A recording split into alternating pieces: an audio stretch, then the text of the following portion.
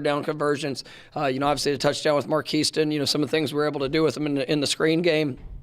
Guys did a wonderful job there. It was, with Johnny and Keon and, having it was 4 to 5 guys that were limited or out at receiver. I mean, it was a challenge, but you saw everybody really kind of take hold of that. I think Pitt did a good job of trying to condense things with the box. It's kind of naturally how they play, but I think that was one of the things they really tightened down. Had some good pressures that they were able to create some negatives on our ends, and there's obviously some things we have to clean up. But I was really pleased to see us break the long run. I think we threw for 360 yards, which is just a testament to Jordan, our receivers, everybody involved. Running backs had a couple big catches. Of how we were able to distribute the ball to a variety of different people, and then as the game went on, to be able to hit the big run with Trey Benson was huge for us, and just proud of our guys. I thought Alex did a great job, and when we had to punt and being able to flip the field, I think he averaged 45 yards. Per punch. So, doing a great job, there in special teams. Ryan bounced back, did a nice job there, and just really pleased with all the things that showed up, throughout of our response as a team. And to be able to clinch a spot in the ACC championship was big. That was something that. We knew going into it, if we handled our business, that would be the result, and we were able to get that done. So we know we'll get one more game. You're here at the end of the regular season to compete for a championship, and that's something that's big for our program. It's something that we always aspire to do, but ultimately there's a lot of steps a lot of steps we have to take between now and then to be in the best position for when we get there. And what better. What better week than this week? I mean, this is what college football is all about. One of the greatest games that this country has. I mean, this is a huge contest for our football team, and everything we've done throughout the course of the year to prepare you for this moment, for this week, for what we're going to go do and what we want to accomplish. And so, there's a lot of excitement around our program. Your guys, had a great work day yesterday. You feel the energy, you feel the edge. This is one of those that we talk about, at the beginning of spring practice.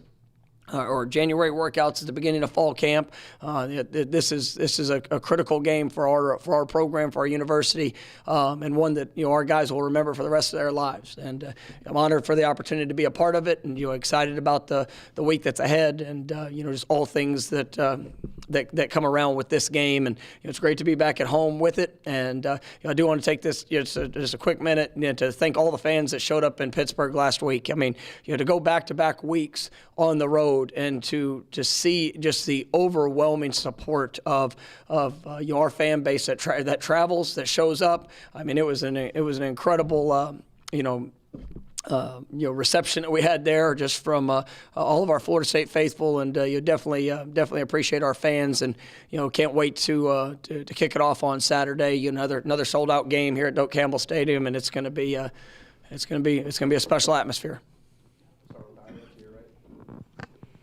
We've all written and talked a lot about how different your roster is compared to a couple years ago in terms of the talent. But is that a game this past Saturday that, from a program standpoint, would have been much tougher to win 2 years ago or 3 years ago, from just being the resilience and that kind of? Yeah, I mean, it's you see. In the way our guys responded, you see the confidence they have. And that's where it's like, even on the sideline, when things didn't go well early, there wasn't a sense of panic. It wasn't, something that, and you give credit to the team. We knew we were going to get Pitt's best shot. And, a couple of weeks prior, they had an undefeated team, at their place that they pulled a big upset. You look at, that's a tough place to play for top-ranked opponents. I mean, I think, it's 4 of the last 5 top-ranked teams that have went in there have had disappointing results for the team that went and played there. And so we knew we were going to get their best shot.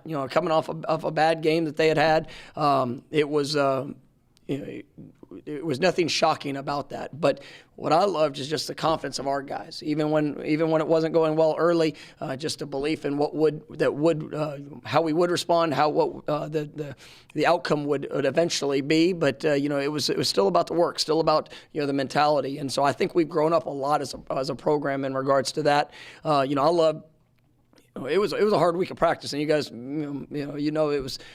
We had to move certain guys' positions. Obviously, a lot of different personnel groupings and things that we were trying to implement. But seeing the depth that we have, and you've seen the guys that. Ja'Kai, we talked about him at the end of the Wake Forest game, kind of getting that spark, and then seeing him take that to a whole new level this last week. Even Darren had a big third down, conversion, catch early.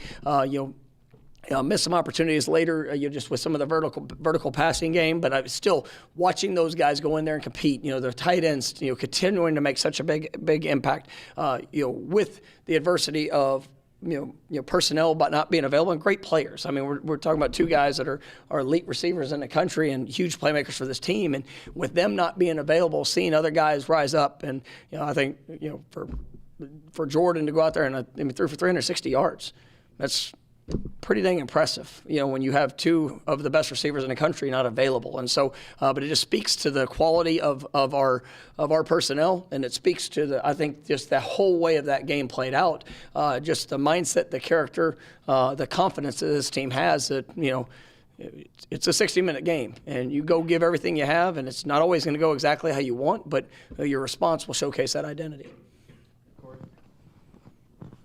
Well, it obviously is very impressive to throw for 360 when you don't have those guys. It's not ideal to go to the rest of the season without two really good wide receivers. And I feel like Ja'Kai and Darian were probably the only fully healthy guys. Not ideal. I guess looking forward, do you see that position getting healthier and being in better shape come Saturday? No, I do. And what that means, we'll see. As we go through the week, we'll get a great perspective of where guys are. But it was. I mean, Kentron, he battled last week. I mean, Deuce obviously didn't play. So Rodney took over some of the things in the kickoff return game. I mean, it was a real challenge last week, and just seeing. But there's another guy I wanted to mention is Vendravius Jacobs. I mean, to be able to come in and. Hadn't played a whole lot this season, but his number got called and he was ready, and just continued growth from another true freshman that's able to make an impact for us. And but yes, I do see us being a much better spot. Coming out at last night's practice, we had a lot more participation in it. Guys being able to get out there and work. So we'll see where the week goes. At the end of the game, ESPN broadcast showed Jordan pointing to his knee, and you guys brought in Tatum. Was that just injury related, or was that just the plan with the lead at that point and just get Tate some meaningful snaps in a close-ish game? I think you're showing me a grass stain that he had.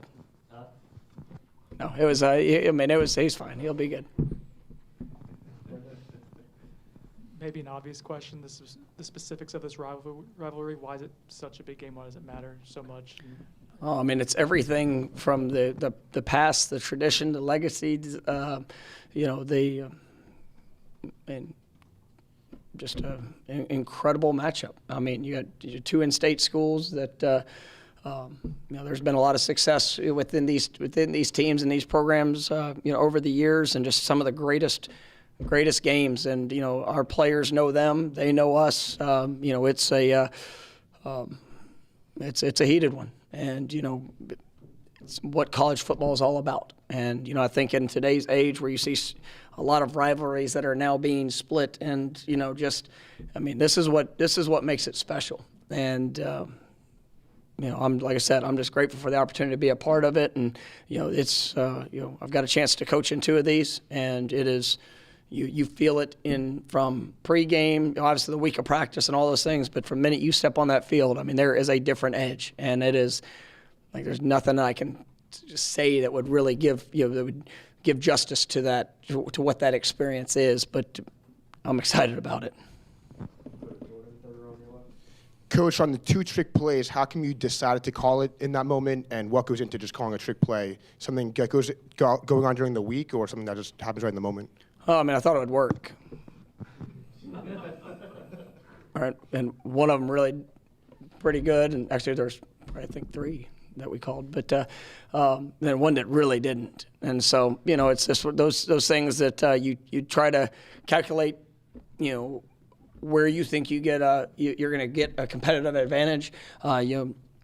Obviously, some things with misdirection, some things with alignments. Obviously, all those things go into planning. But when it works, it looks really good. When it doesn't, obviously there's you get to continue to reflect on why not. What could you have done better? Was it the right situation? One of them I did not like. I mean, coming out of the game, it wasn't a good time to call the play, and that's where for me, I mean, I got to be better. And it's like we all take ownership in what we do and how we do it and why we do it. And in the moment you have a thought, you have an idea, something that you've seen, but you just you continue to grow through each of those experiences. And it's just like I tell our players, we're all working through to try to be best. And there was a few calls that I like to have back. And a few of them I really liked how they worked out. How valuable a weapon is Kalen DeLoach as a blitzer? I mean, I don't think blitz is that much relative to, pass rush reps that guys like Jerry Verse and Patrick Payton get, and yet he leads the team in sacks, 9 games into the year. No, I think Kalen he's an explosive player, and I think he's having an incredible year. His production in all phases of what we do defensively. He's talented in coverage.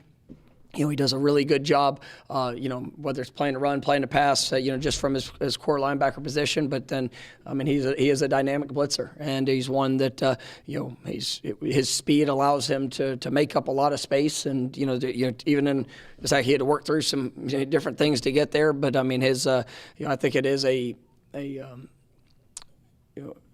tribute to the guys that are also around him that, being able to force a contain, to be able to allow him to get, have the time to be able to get home. And then, obviously, he knows what to do when he gets there. So I think he's been very productive for us. I'm excited about, the growth that he's had. And I think he's a special player for us. Miami's had some kind of strange losses and games where maybe they controlled the game for parts of it and still came up short. But when you look at them on film, how talented does that team look? It's a talented team. It's each year we played them, they've been a talented team, and probably always will be a talented team. But it is it's one of the things that makes this rivalry great, because you're going to see a lot of talent on the field. It comes down to execution, physicality, response, toughness, all things that, and it's going to come down to a couple plays. Last year's game that came down to a handful of plays. And I tell our team that all the time. A handful of plays that can go make it really, really good on ours, or it can make it really, really bad, or really close. And so it's just you got to be prepared on each one, thinking and knowing that that's the most important play, and it's the consistency in that execution. But this is a talented team we're playing, and from you look at the matchup and how it's all going to play. I'm excited to be a part of it, because it's going to come down to a lot of one-on-ones. Defensively, they're doing an outstanding job this year. It's statistically one of the best defenses in the country that they're going to attack and show you a multitude of fronts. You're going to get Bear, you're going to get 3 down. You're going to some of their 4 down fronts and just the movements and the blitzes. I think they've done a nice job in that regard. Offensively, very talented group. Their quarterback I saw him, a couple of years ago. He's a player that, the freshman of the year in the conference. And so you see the talent that he has. He's been projected as, top draft picks for years, the last few years. So he has ability and he has talent. And you look at the receiving core and who they have and what they do. I think that's a position that's grown for them over the last few years. And they've got some guys that, have made some big plays. Obviously, they've got a stable of running backs that, really, you can do so many things, whether it's hand it off to them, catching the ball out of the backfield. You also look at the difference in their offensive line. They're a big group. They've done a good job of adding size. Some ability, some transfers that have come in that that have helped them, and you just the experience. And so, it's going to be a heck of a matchup, and we're looking forward to it, and excited about the week of work building up to it. Last year, you guys ran wild on Miami. This year, I think only UNC really has had success against them in a ground game. What have they done to improve in that department? I mean, they're going to put numbers in the box. I mean, that's and the variation of things that they do. With like I said, a multitude of fronts, blitzes. The way they're going to be aggressive, they're going to attack. They've done a good job of tackling in space. I mean, it's one of the they're one of the fewest missed tackle teams in the country. That was one thing that I think last year that team struggled with, and it was you see the improvement there. And like I said, they're going to get guys to the box. They're always going to be right in their number count in what they're trying to do, and I think they've done a good job in that regards. Conrad Hussey had an interception. Ashton Barker had a sack. That secondary, young players, but they're still stepping up. What kind of growth have you seen from the season, especially in that tough road environment you mentioned? Yeah, Conrad's a guy that really proud of the strides he's taking. I mean, he's still young. He's still a true freshman. He's still learning a lot of things, and there were some mistakes that were made in the game that that are critical in the moment. But you see the playmaking ability. You see, I mean, obviously, big interception. Being a part of helping force the fumble. I mean, you just feel his explosiveness, and he's got a great future in front of him. And as he continues to grow in that consistency, I mean, I think you're just going to. I mean, there's still a lot of season left to play, and I think you're going to see more and more of him because he's a very impactful player, and I love his. As he's growing, you can see just him mature with each game, with each practice, with each meeting, everything that he's doing.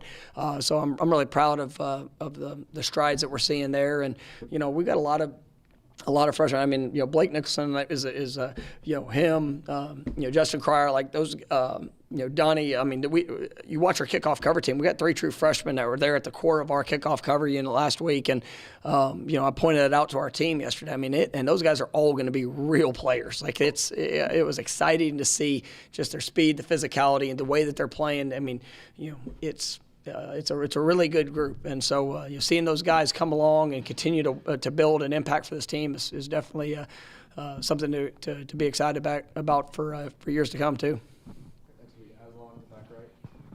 Coach, have you ever clinched a division title, and this isn't a division title, but a berth in a championship game at Memphis this early, and how much kind of advanced scouting can you do when you don't necessarily know who you're going to play? I don't recall. I mean, we did. I had 3 of them, so I can't.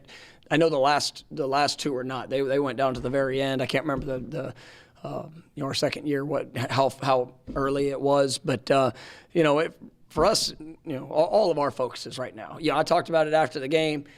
Congratulated the team once again. Last night, but we'll see that game in 3 weeks, right? And I'm take nothing away from that. It's huge for our program.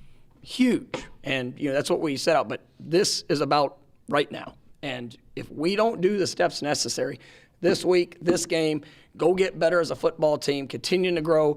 I'll say the same thing next week, and then the same thing the following week. Right? If we don't do that, then we will not be in position to go be what we're capable of when we get to play for that championship.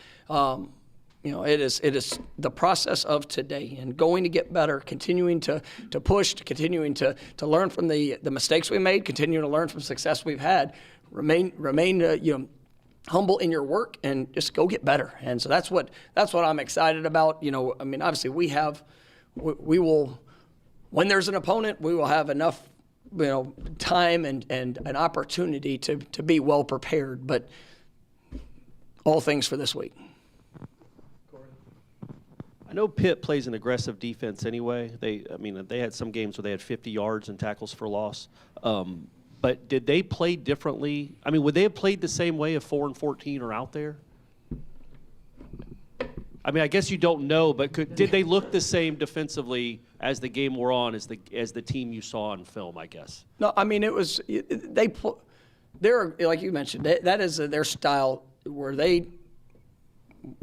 I would say they were maximum aggression, right? No, that's not saying they haven't done that in other games, and have not, they've done that. I mean, that's a team that, they want to be able to stop the run, and I think they've led our conference the last 4 years in rush defense. There's a way that they play, and they do a good job with that. I think there was part of it to test our receivers, test the matchups and what that would look like, so I also think there was a reason why Trey Benson had a long touchdown at the end of the game. It was something we had to kind of stick through and be strategic. We had more negative plays than it might have been the most we've had all year. Credit to them for most of them, and then things that we have to be better at in some of them, and just. But yeah, it was definitely all a part of the matchup, and I was pleased with our guys with how we showed up and able to respond to that. But it was a part of the challenge. Coach, it seemed like the last few weeks Jordan has made a lot of checks at the line of scrimmage. How much autonomy does he have at the line, and how often does he check during the course of a game? I mean, each week. We'll have a game plan for certain things that we see. I mean, there was a. Last week probably wasn't as much as some weeks. But there were a few, and so it's good having. Experienced quarterback that sees things really well. Jordan has been great for us throughout this year and really throughout his career, just in what he sees and helping get us into the best position. But that's all kind of part of it, and so it really depends on the week. I did want to follow up on Jordan. These last couple of weeks, I mean, just how he's had to use so many different weapons and really attack defenses in maybe different ways than when you guys were earlier in the year. Like how have you seen him kind of embrace these opportunities? Yeah, I mean, I think he showed himself as one of the best players in all of football. Like, I mean, he's a great football player, and he is, when you don't have, and I believe that we have really, really good personnel in our depth, really good personnel in different, positions, the variety and versatility within an offense to help those guys, get put in position to go showcase all they can do. But when you have Jordan, just see, and there were some things early that you could get a sense that maybe wasn't as clean. For whatever reason, whether it's a person, a place, something, just a little difference in timing. It's hard to get to that point, but I think he does a remarkable job, and he really helped take over, in that game. And I mean, there's 4 or 5 throws in that game that, are as good as you'll ever see. Like you couldn't go out there and place a ball any better than what it needed to be in the moment. And there's a few plays that it was you'd like to have it just a little bit better with a variety of different personnel. But I mean, that's what makes him. He's so good at making the 10 other guys out there on the field around him better. And we've got really good players around him, so it's a good combination. But if anybody comes into wanting to know more about our quarterback, you go and watch these last 2 weeks, and you see what he is, and that's why he's being mentioned as for the greatest award that you can have in college football, and deservedly so. All right, thanks, Coach. All right, thank you guys.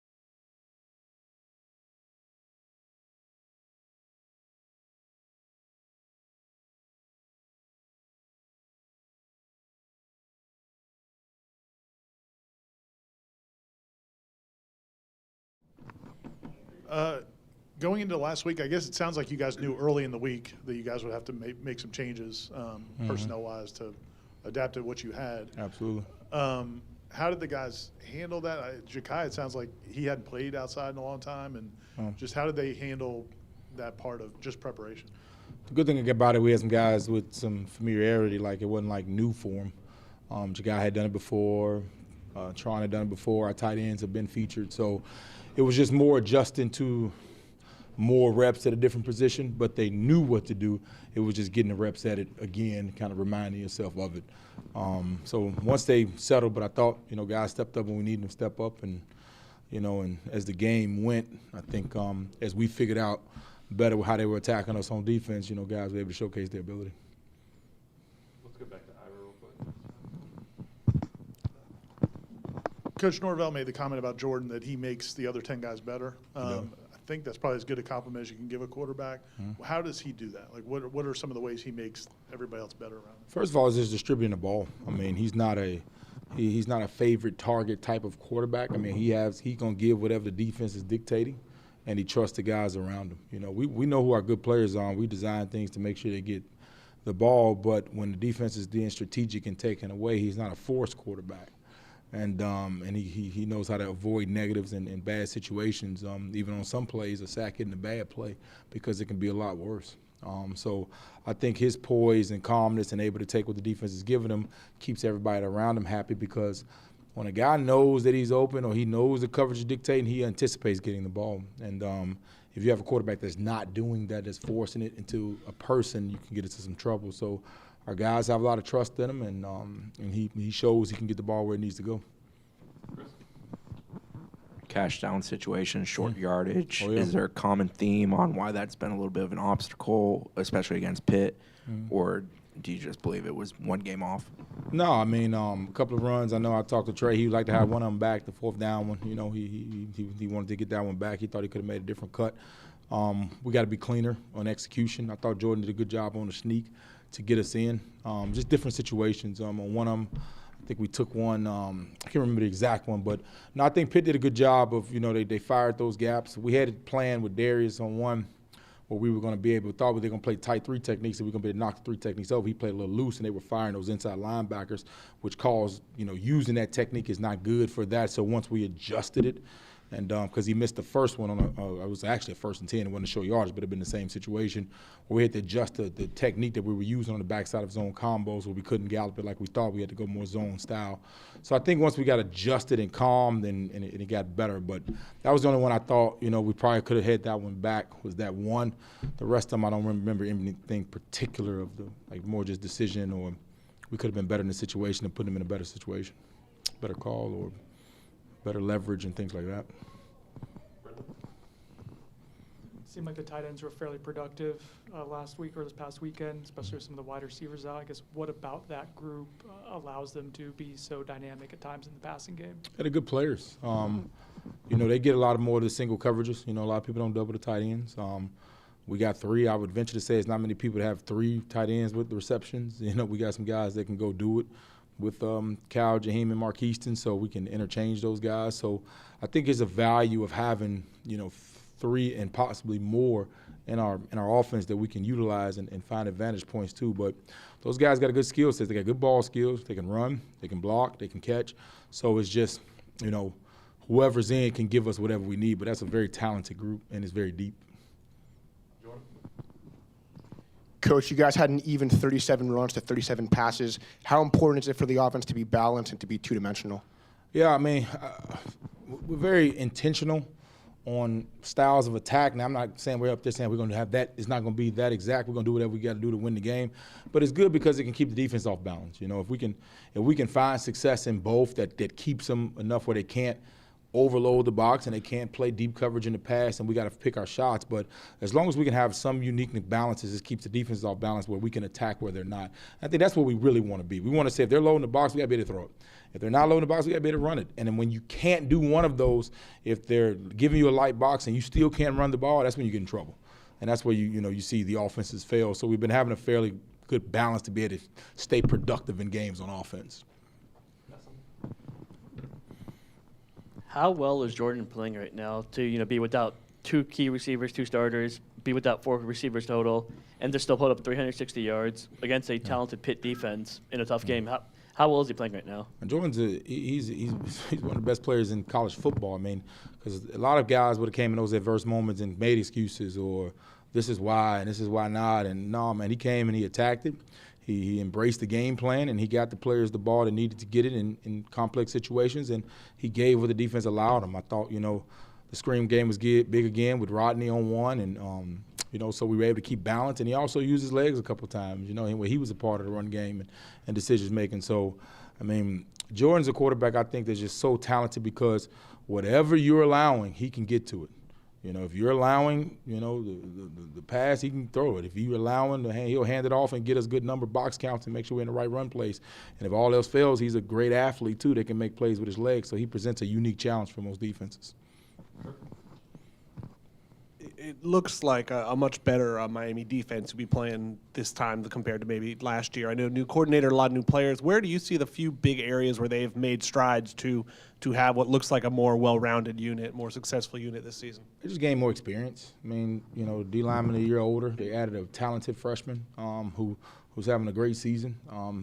But they got a very core nucleus of players that they've had from, the safeties and they've added some pieces that give them a little bit more experience. So I just think, very similar to, when I was going through the O-line, the more plays they see, the more flashes they've seen, they're getting better because their reaction time is a lot better. And they have a coordinator that understands box count. He's always going to have one more, multiple, front presentations with the bear presentation. And those guys are playing fast. If you watch their evolution from game 1 to now and their comfort level with the defense, you see them getting better. So, I mean, I think all of those factors are why they're playing at a high level. I don't know if the more appropriate term is luxury or ability, but do you have that in your guys' toolbox to be able to run the ball when you have to finish out a football game against a team that knows you're going to run the football and knows that you have to run the football to end the game? Or does having Jordan and his reliability not make that an issue for you guys? No, I mean, there are points in the game where you have obvious situations, and we got to win obvious situations. That was his question earlier. Third and short is an obvious situation. 2-minute drills, those are obvious situations. So you got to, put your cleats in the ground and put your eyes forward and go attack those deals when they know, and you don't have that luxury of, okay, what are they going to do? They're going to run or pass because of the balance. So those obvious situations, and you got to be able to find it. Now, having Jordan is a unique deal because he can balance the box because they have to account for him also. Because when the defense doesn't have to account for the quarterback, they can add another person in the run, which another person in the run back got to break a tackle for because, of course, the quarterback can't block. So having him as a guy that can also pull the ball and carry the ball balances the numbers in those obvious run situations. So you see in some situations where we do utilize that, to our advantage. Early last week, excuse me, Coach Norvell talked about trying to express to the players how important it was to bring a lot of energy to practice last week. Mm-hmm. I'm guessing you guys don't have to do that much this week. How do the guys who aren't from Florida or haven't been here before, they're new to the program, they've never been in the state, how do they appreciate how important this game is and just the excitement for this game? Yeah, even we can't dictate how practice is based off the opponent. So I think what Coach was speaking to more of was just being our best no matter who the opponent is. We needed more energy no matter who we're playing. Of course, naturally, and we're in this state. We recruit against each other. Most of our players on our roster were recruited by both universities. So there's always that. They got teammates, from different schools and all that. So that's why, you're going to have that different kind of energy because, a lot of our guys on our team are from down there. A lot of our, so the parents come up. There's a history. Some of the family members went to both institutions. So you're always going to have that pick-me-up when you have a local, close game. So, especially inside the state. So I think naturally you'll have that. But our performance in practice and moving forward and everything, there's a certain standard that has to be hit no matter who the opponent is. Now, this game, how high is importance because of the history of our program, and those games are always going to be remembered, and they build legacies, and so that's always, important. And Coach Norvell addresses that, the first part of the year and the first part before we start camp. So it is an emphasis put on this game of how important it is to our program. But at the end of the day, we got to, no matter, it's not like you can pick it up and go harder this week. If we haven't prepared all the days before this point, it's just words. It's not action. So hopefully our preparation and our lessons and our adverse moments have brought us to this point where we've seen the lessons and learned and gotten better, and as coaches and players, where we're able to go apply those lessons in games like this. Coach, can you talk about the offensive line rotation from this past weekend? It seemed like Bless and KJ played about half the snaps than the starters did, while JB played the entire game. Yep. I think that's just how it unfolded this game, to be honest. We went with Darius early because of his experience, because we knew, given respect to Pat's head coach and defensive coordinator, they were going to have a couple of wrinkles, and they did. They were bringing the inside pressure. They gave us a problem with the GT counter. So they had some things that early, I went with the experience of guys that have been out there, and so they can kind of sort it out and kind of get the bearings done, so when they come to the sideline, I could present them how they're attacking us. And once those other guys are getting the information, the rotation happens a lot smoother. So I think we went with those guys because of the matchup and experience, and JB's gotten a lot better. I mean, he has really improved and used the season to, step up his game. And that's why, earlier in the season I said no worries, because as much as those flash and experience he gained at playing this level, I knew he was going to be a dominant player, and he has a lot of upside. So he still has a long way to go, but I'm pleased with his progress, and he earned the right to be out there the whole time.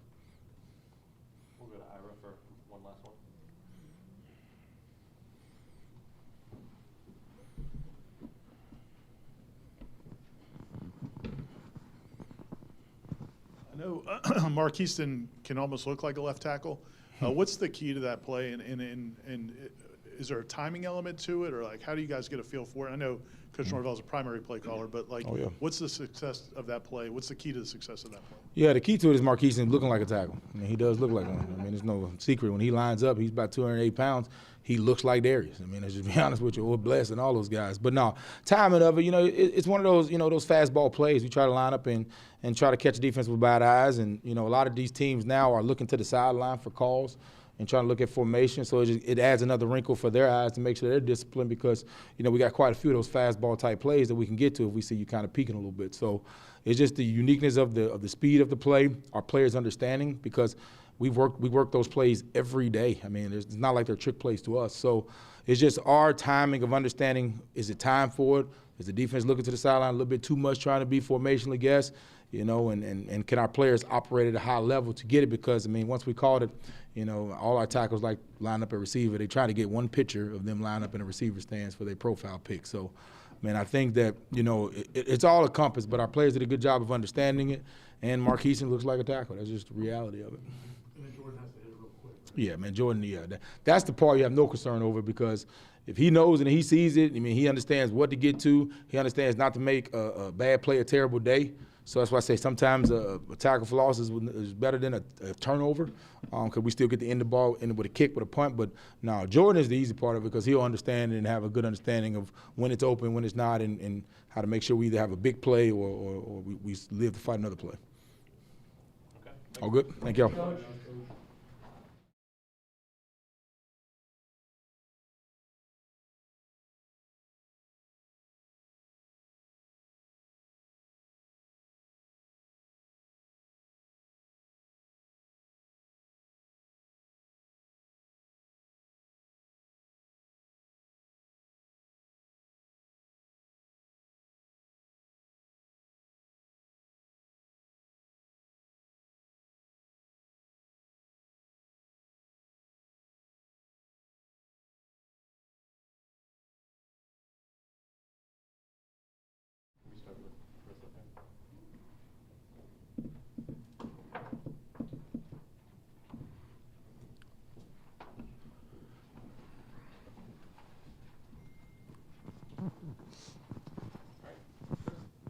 Good afternoon, Adam. Fentrell's hustle on that play, making play at the end zone, having the awareness to get on the ball, I feel like that's a culture item for you guys. Can you speak on it? Yeah, it was obviously an impressive play. We really don't want that opportunity to present itself, but to see just who Fentrell was on that play, and obviously the hustle is what it is. The ability to just fight, to bite, scratch, get the ball out is another thing. But then to be able to establish himself back in bounds and secure the ball, it was a big momentum play in the game, and it was a play that we needed at that time, and definitely something that Fentrell showed what he's made of on that play. speaking of culture and what someone's made of, Conrad, I think, had the blown coverage on that play.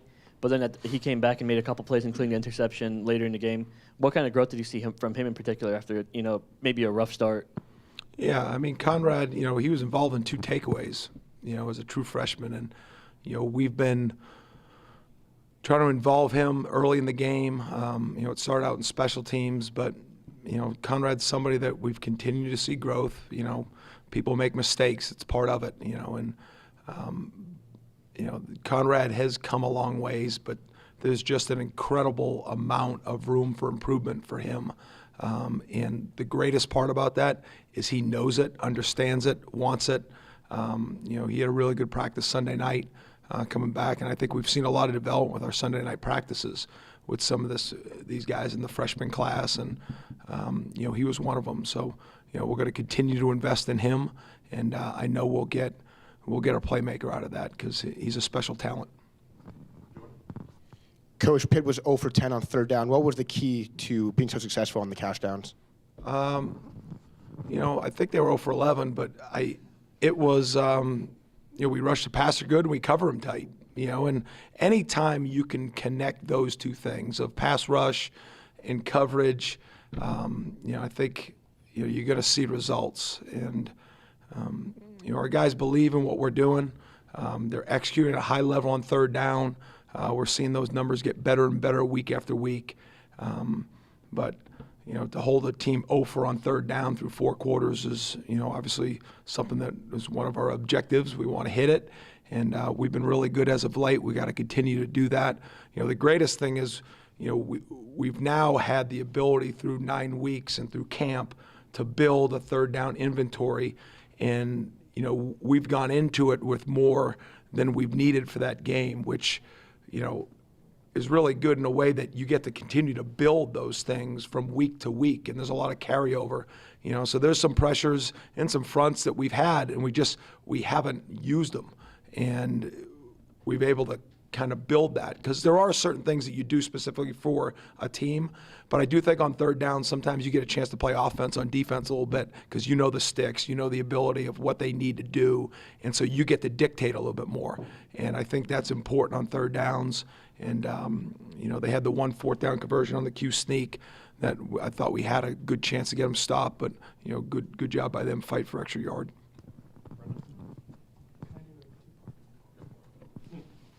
Nobody really says no when you ask that, but I respect it. But if you said no, I would respect it. Yes, sir. Braden got a sack. It was his first one of the season. He's been so close, too. We got to see on the sideline, Odell give him a big hug. Like, for him to break through, have that moment, given how close he is, what did that mean? Yeah. The 2-point conversion was not a sack. That doesn't count, does it? No. Yeah. He's been incredible for us, and his consistency, his energy level, which is all great, right, when you talk about those things. But if they're not productive, then nobody notices. Braden's been productive. But to see him and, I can't say enough about him. He's been invaluable for us to give us quality reps. But what we're seeing 24 hours a day out of him is just impressive. And, he's humble through his success, and I know how excited. He was one of the first ones I got to after that game, and was excited for his opportunity of what's coming this week with, the tradition of what this game means. And there's probably nobody in that locker room that hasn't been through it that does appreciate it more than him. And just looking forward to see what he does with this opportunity this weekend. You mentioned some of his effort, and that's been consistent all season. Him, the Fentrell hustle play. Those are guys who you had to have really quick recruitments on in the portal. Like, how do you go about identifying that they might have those type of traits that'll fit the culture? I think the human element, B, I think you just, we're all people, and you talk to people and you get a sense of them. And whether it's asking the right questions, whether it's listening, whether it's looking into their past and seeing how they've reacted in situations. It's not really upbringing because we've all been dealt different hands and we've all turned out in different ways. But just, that's why I think it's important when you're recruiting people to, get in front of them as soon as possible and get in front of them in their environment. And, whether it's flying to Kalamazoo or going to Charlottesville and just spending time with them. And doesn't mean it's always going to be perfect, but, just be able to get a good sense of their character early on in the process, so then it turns into full recruitment and not evaluation. And I think that's as critical as anything when you're making personnel decisions of who to bring into your team is who are you getting? Because the film you're going to see the skill set, but the skill set only shows up if the human element is there. And I think with both those guys, we hit home runs as far as the people in that locker room. I have a quick rules question and then a real question. If Fintrell had been ruled out of bounds when he recovered that ball, wouldn't it have still been your ball?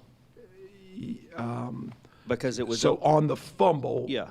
because he didn't establish himself, you're saying? But he's still recovering it out of bounds, but the ball is still in the end zone to the defense. Like, what would it have Yeah, been? if the ball would have rolled out of bounds, it would have been our ball. Right. Right. So yes, that answers your So question. even if he's laying Yeah. out of bounds. But if you see the play, Corey, he makes a good play, but they had a player sprinting down to celebrate, and then all of a sudden you saw Conrad, and it became a race. Right. Because they just didn't know where that ball was going to bounce. But that's correct. So whether we established it, but if the ball had rolled out of bounds or recovered out of bounds, it would have been a touchback. Okay. And then the real question is, do you have to talk to the defense? Because your goal all the time is to limit points and to win the game. But when Keon and Johnny aren't playing, and things might, and half the receiving core isn't playing, the offense might not be at its peak like it has been. Do you have to talk to the team? Is there something said like, guys, they might have to lean on us today? We have to go win this game for the team today. I know that's always your hope. It's a valid question, and I don't want to be sarcastic in a way of saying now we're really going to try to play. So I think we all understand what I'm saying there.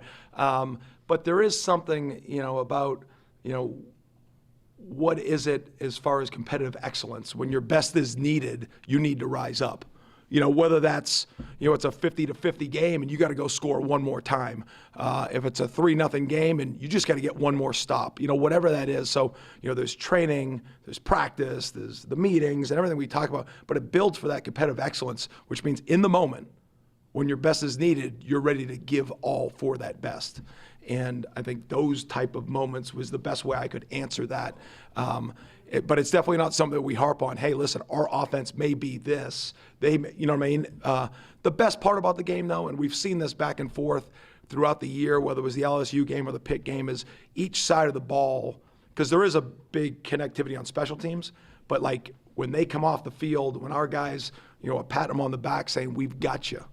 And I think, because we've all seen teams where it is not that way. And so that's hard to build in real time. It's easy to build it out there in practice and you go compete and then you dap each other up. But when you feel like victory is going one way or the other and you've got to make decisions as a football team, I think that's one of our strengths. Kalen had another sack Saturday. Looks similar to the Clemson one. For a guy who, that's not his primary role. He probably doesn't have that many blitz or pass rush reps this season to be leading the team in sacks. What's to say about his value in that aspect? Yeah, well, what we try to do, and Odell does a great job. JP is my right-hand man when it comes to third downs. That's part of his job description as far as when we're breaking things down, and we talk weekly through it. But then Odell takes those linebackers during segments of practice on Tuesdays, Wednesdays, Thursdays, and Fridays, and works, just picks and twists and blitz games. And because I think it's important, you're going to put those guys in those situations. And, Tatum had one too. Just the speed that those guys are blitzing at right now is critical for us. Because anytime you bring somebody, there's one less in coverage. So you want to make sure that all works together. But Kalen's a missile. When we send them, you're going to see things like that. And that was a big play in the game because it really put them out of any momentum right there. And there's been some well-timed big plays by Kalen in the blitz game this year. You guys obviously go against a very talented offense every day, and you've gone up against some this season. But when you look at Miami's skill players, I guess how dangerous are they, and do they? Seems like Restrepo, they find a lot of ways to get him the ball. How dangerous is their skill? Yeah, I think they're up there from a talent standpoint. Obviously you can start at any position, but just from back to front, they play a multitude of different backs. They have 4 running backs that all have carried the football, and whatever it is, I'm sure there's great competition in that room. So multiple guys have started, multiple guys have carried the load, they've shared the load. Offense hasn't really changed, running styles have changed, but to see that happen, that's obviously a good job by them in recruiting. They've been pretty consistent up front. They've stayed healthy, so they've really played together for the season. I know Van Dyke has turned the ball over a few times, but he's as talented throwing the football. I mean, he's got such a strong arm, and he throws it effortlessly. He moves well enough to get out of trouble. There's just so many throws that he can make. And when he's on, I mean, his arm strength, his ability to stand in there and throw the football, is really impressive. I think he's a super talented quarterback. And then wideout, obviously Restrepo has a bunch of catches, and I think when you have a slot that creates space by alignment, and then you have some play designs to get him the football, and as a punt returner, I mean, he is a skilled and talented slot receiver. And so those balls, now they do a really good job in the screen game too. I think there's some touches there, and they almost have 200 yards of offense just in quick screens. And that goes to multiple people, not just number 7. And so, they've got a good group of big receivers on the outside that have made some plays down the football field. And so when you tie all that together, they've had some games that have turned into some shootouts. They've had games where they've had to come back, and they've shown the ability to do it. It is a good collection of talent on offense. And we're just going to go to work, put our best plan together, and go play a great game at the Doak. You just mentioned Van Dyke turning the ball over. He leads the ACC in interceptions. Is that kind of something the DB room sees and gets excited about going into the week? Well, I think they get excited anytime somebody tries to throw the football, and whether the stats are up there, and there's obviously, I'm sure they're coaching him not to turn the ball over, but there are times that as a defensive back you can play with really good anticipation. There are things that you try to watch for on film, of whether it's when you're under the route and that's where the mistakes come, whether you're over the route and that's where the mistakes come, whether it's trying to fit the ball in tight windows, whether it's the first read or the second read, whether it's because of pressure, whether it's because of 8-man drops. That's our job, to try to find, okay, why are they turning the ball over? Let's replicate that. And then sometimes it's just about, getting a hand in the air, a tip ball, and you break on the ball and go get it. We had in the Pitt game, early in the game, they were in Wildcat, and Kalen DeLoach came over, knocked the ball loose, and the ball's out for half a second, and maybe most people in the stands don't realize the ball was out. Conrad comes, knocks the ball out, and it drops in space, and Shaheem recovers it. And so Kalen and Conrad both made really good plays. You'll never hear about Kalen's, and I'm not saying that's fans' fault or anybody's fault. It's part of the takeaway game of the habits of trying to get your hands on it. And so, when you have a quarterback with a really strong arm, there comes with confidence. Some people say great throw. Some coaches say don't ever try that throw again. I don't know where they sit with all that, right? And you gotta, just like when you're coaching a post safety, don't drive the good pick, right? That happens sometimes. And so as a coach, you're trying to say, this is the skill of my player. This is the boundaries that I know he can play in, and I know we can ride with this type of success. And then you got to go live with the circumstances. When you're coordinating a defense to go up against a quarterback like this, obviously he hasn't played well for long stretches this season, but you've seen the really good too. It's almost like a streak shooter in basketball where he might brain in 7 threes in a row. He can get going and carry a team. How do you coach a defense to be like, look, yes, he wasn't good against NC State. He wasn't good in this game, but he can light you up if you're not playing your fundamentals or if he gets hot. Yeah, he's played long enough in the league that I think our guys have respect for what he can accomplish. Our job is to go knock him down before he can throw it. I think let's do that. And let's create great pass rush. Let's, have great, blitz scheme to try to get in his face. And then we've got to go create some. I think we've been really good in one-on-one contested throws for the most part. We haven't made all of them, but I think, I've got to trust that our DBs are going to go make those plays, and we have. And so, we're going to go make contested plays, and that's what we have to go do Saturday. And that comes with getting pressure too. and not allowing him to feel comfortable. There's not a lot of things that he probably hasn't seen, but our job is to find a few things that he hasn't. Coach, I think this will be the 6th of 9 consecutive games you guys will be playing after coming off the bye, and you've kept everybody fresh up front. I guess maybe for times like this, or would this be a game that, if guys want to be out there and you feel they can maybe go a little bit more than what you've used them, this would be the opportunity to do so? Have you built up for this moment, I guess? I mean, yeah, we build up for it. We're going to continue to use our guys the best way we can to win the game. Sometimes that has to do, sometimes guys get banged up and guys play for extended amounts of time. I don't think we're there yet that we need to do that, but we will if necessary. We train and practice so people are prepared to play more than they have, and because you never know when that moment, to answer your question, when that's going to come. This will be obviously a high energy and a very aggressive environment, and our guys usually love those type of games, and so we're looking forward to it. Thanks, guys. See y'all. Bye.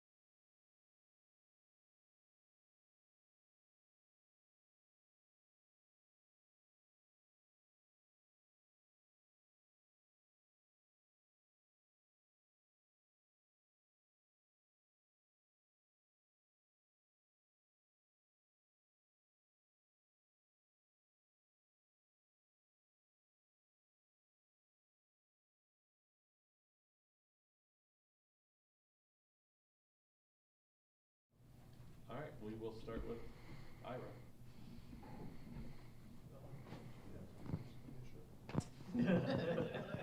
I know you guys were forced into some different situations last week with guys not being available, obviously Keon not being able to return punts.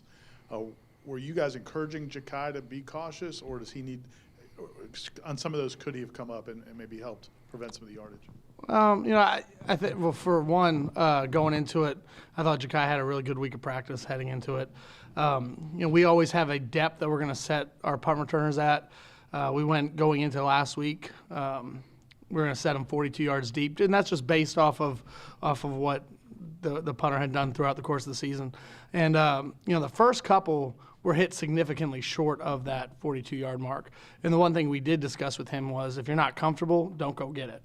That was not the time, place, or situation that you had to do anything heroic. So I understood the judgment on some of them. And it's one of those things that the more opportunities he has, the probably the more confident he's going to be in those situations.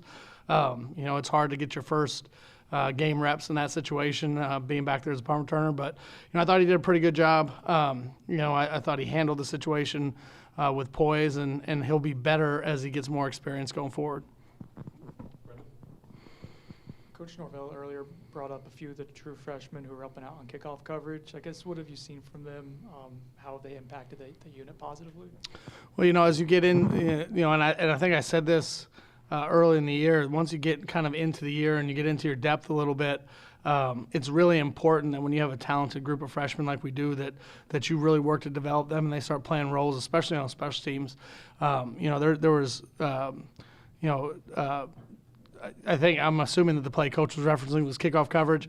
And so that was Donnie, that was Blake, that was Justin Cryer, all kind of next to each other, the 4, 5, and 6. And they just did a great job going down and covering. Fundamentally, I think they've really started to gain a great understanding of what we're asking them to do.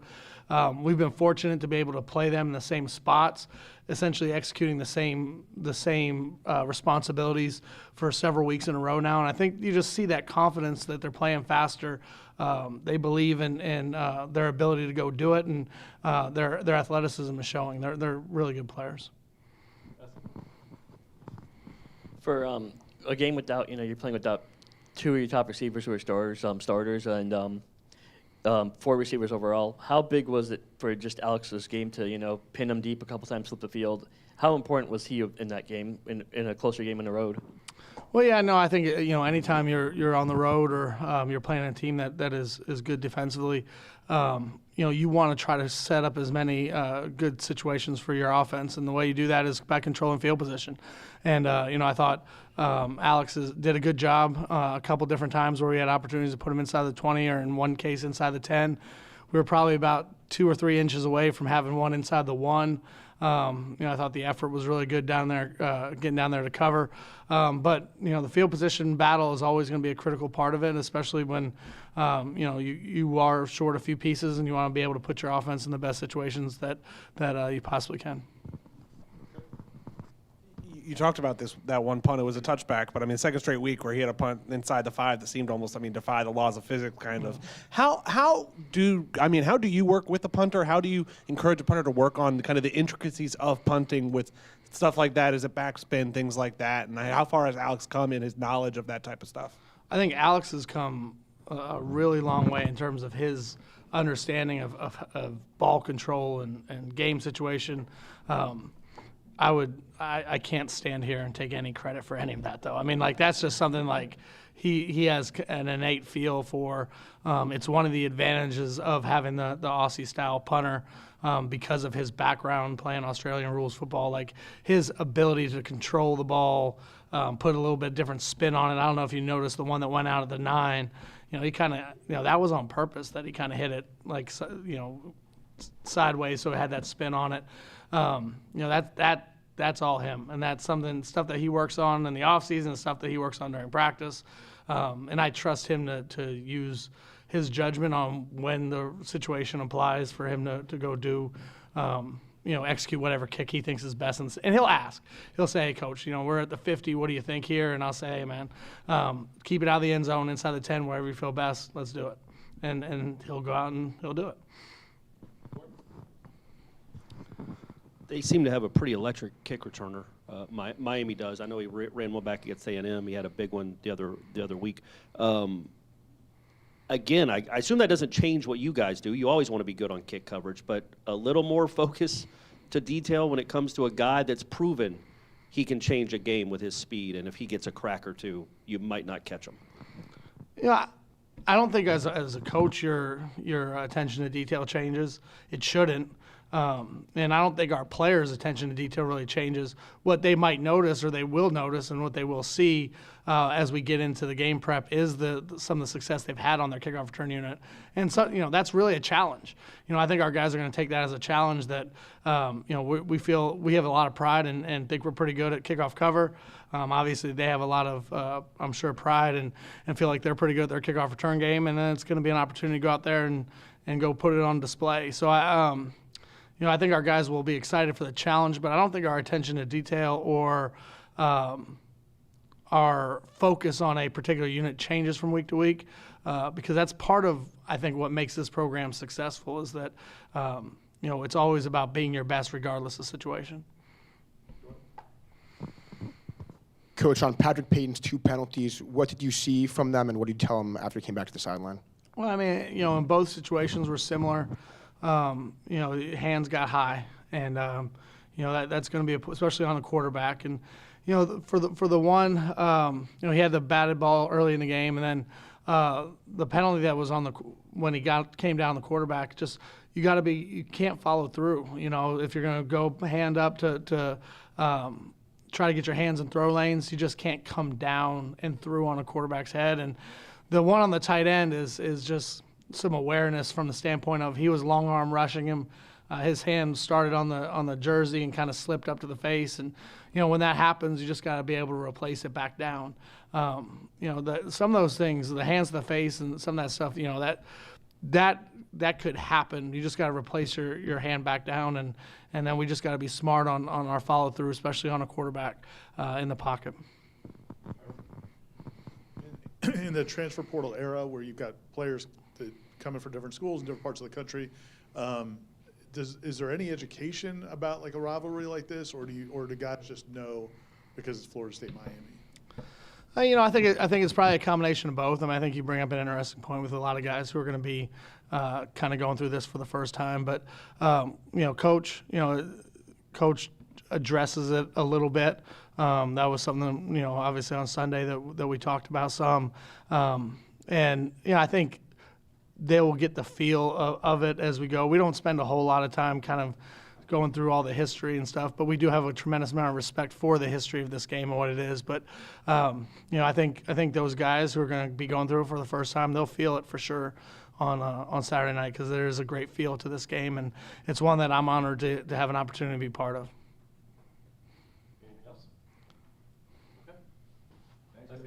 Thank you. Enjoy the week.